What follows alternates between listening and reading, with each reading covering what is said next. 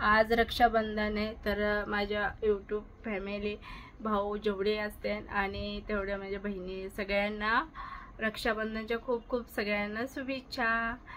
तर चला मी पण आज व्हिडिओ बनवणार आहे आणि मी मन्याला सुद्धा राखी बांधलेली आहे। तर बघा कसा मन्या आमचा खेळतोय राखीशी।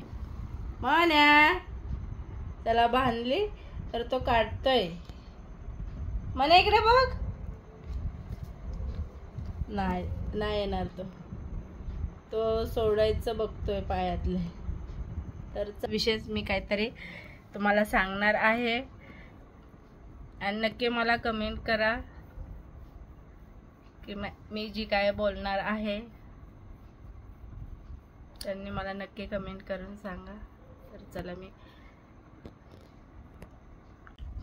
तर आज मी खूप दिवसापासून मी आज रक्षाबंधन भाऊबीज आज 22 वर्ष झाले मी लग्न झाल्यापासून अजून, आणि लग्नाच्या आधी पण मला आठवत नाही की मी रक्षाबंधन भाऊबीज केले असं। कारण मला 2 भाऊ आणि आम्ही 4 बहिणी आहेत। तर कधीच असं मला कोणाचा असा भावांचा वगैरे फोन येणे किंवा बोलवणे आणि त्यांना कधीच असं वाटत नाही की आपल्या बहिणीने एकीने तरी येऊन आपल्याला राखी बांधावत वगैरे, असं त्यांना कधीच नाही वाटत। आज एवढे भाऊबीज झाले, एवढ्या रक्षाबंधन आले गेले, पण मला एकही म्हणजे असं भाऊबीज रक्षाबंधन बनवण्याचा किंवा त्याचा आनंद आतापर्यंत एकदाही भेटला नाही, आला गेला। तर सगळेजण म्हणजे आता मी बघते तर सगळ्या खूप मस्त एन्जॉय करतात, छान छान साड्या वगैरे मेकअप वगैरे करून आपल्या भावांसोबत फोटो वगैरे घेतात आणि तेवढाच एक आनंद असतो बहिणीला बोलवण्याचा। पण मला आतापर्यंत माझ्या आयुष्यात अजून एकदाही आला नाही, माहित नाही असं का करतात। आणि मला बोलावशी वाटलं म्हणून मी आज शेअर करते तुमच्याशी। तर माझं ह्या विचारात तुमचं काय म्हणणं आहे मला नक्की कमेंट करून सांगा की असं तुमच्या बाबतीत कोणाचं झालं आहे का असं, की तुमचे भाऊ पण तुम्हाला कधी फोन करून बोलवत नाही, की त्यांना त्याची काही किंमतच नाही आहे। म्हणजे आपण काय त्यांच्याकडे मागत नाही की आम्हाला एवढंच साडी द्या किंवा पैसे द्या, गिफ्ट द्या, कधीच इच्छा नसते। पण माणूस तेवढ्यातून तरी बोलवण्याचा एक मोठं मन करून बोलवतं तरी ना, तेवढाच एक आनंद असतो।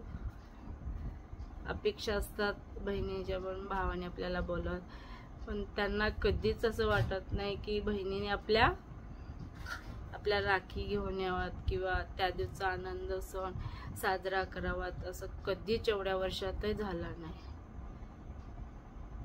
मग असं का माहित नाही की त्यांना आवडत नाही, माहित नाही। लग्नाच्या आधी कधी केलं हे मला आठवत नाही, पण लग्न झाल्यापासून एकदाही त्यांनी मला फोन करून बोलवलं नाही आणि कधीच हा आनंद देण्याचा प्रयत्न केला नाही। आणि मी असेच बघत राहते की येणाऱ्या जाणाऱ्या बायका आमच्या इथे खूप भाऊबीजेला भाऊ येतो बहिणीकडे आणि रक्षाबंधनला बहीण जाते भावाकडे। तर खूप मस्त एन्जॉय करतात, खूप मेकअप वगैरे करतात, साड्या वगैरे भारी भारी असतात। पण माझ्या बाबतीत असं आहे माहीत नाही असं का आहे, म्हणून मी म्हटलं चला शेअर करावे। तर नक्की तुम्ही मला कमेंट करून सांगा की तुमच्या बाबतीत पण असं कोणाच्या झालं आहे का की तुमचा भाऊ पण तुम्हाला बोलवत नाही।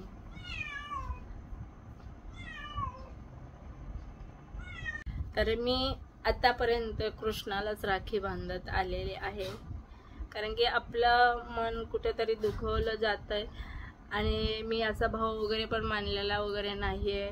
तर मग मी माझ्या कृष्णालाच भाऊ मानते। मग मी कृष्णासाठी अशी छोटीशी राखी आणली आहे बघा, अशी छोटीशी राखी आणली। मी आता कृष्णाला राखी बांधणार आहे। तर आपलाच तोच भाऊ आपला, की आपला सख्खा भाऊ असून सुद्धा आपल्याला विचारत नाहीत, कधी बोलवत नाहीत, की काय चुकतंय हे पण सांगत नाही, कधी मन मोकळं करून बोलत नाही. तर मग असं वागत असताना आपण का जवळ जाण्याचा प्रयत्न करायचा? कारण की आपल्याला हे मन आहे, भावना आहेत, एवढं सगळं आपण कारण नसताना हे ते आपल्याशी एवढं वागतात कसं आहे. त्यामुळे चला मी माझ्या कृष्णाला राखी बांधते.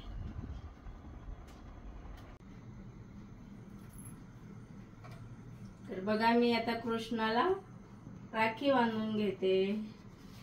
आपला हाच भाऊ.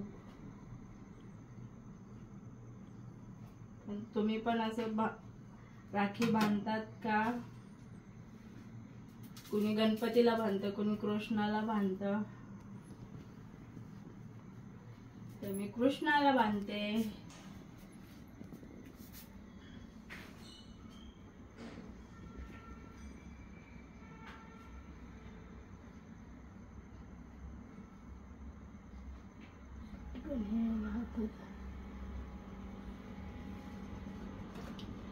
तर कृष्णाला मी ओवाळून देते.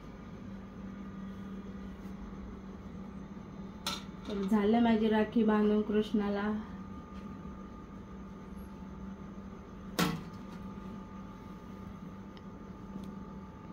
तर आज तिसरा सोमवार होता, तर मी शंकराच्या मंदिरात गेले दर्शनाला. तर बघा इथे मी दर्शन वगैरे घेतलं आणि नंतर मग निघताना खूप मस्त छान डेकोरेशन वगैरे होतं, म्हणून म्हटलं चला इथे पण आपण छोटासा एक ब्लॉग बनवूया. तर खूप छान दर सोमवारी एवढं मस्त छान फुलांनी डेकोरेशन करतात. खूप छान वाटतंय. बघा इथे नंदी, हे सगळं बाहेरचं परिसर आहे बघा, खूप छान. आणि मी इथे चालायला पण येते, वडाळा तलाव म्हणून इथे. तर 2 मंदिर आहेत तिथे, एक शंकराचं बोलतात आणि हा रामेश्वरी मंदिर असं बोलतात. तर हे बघा किती छान डेकोरेशन केले फुलांनी, मस्त. दर सोमवारी असंच करतात आणि खूप गर्दी असते. मी उशिरा गेले कारण की मुलांना राखी बांधायला त्यांची मानलेली बहीण आलेली.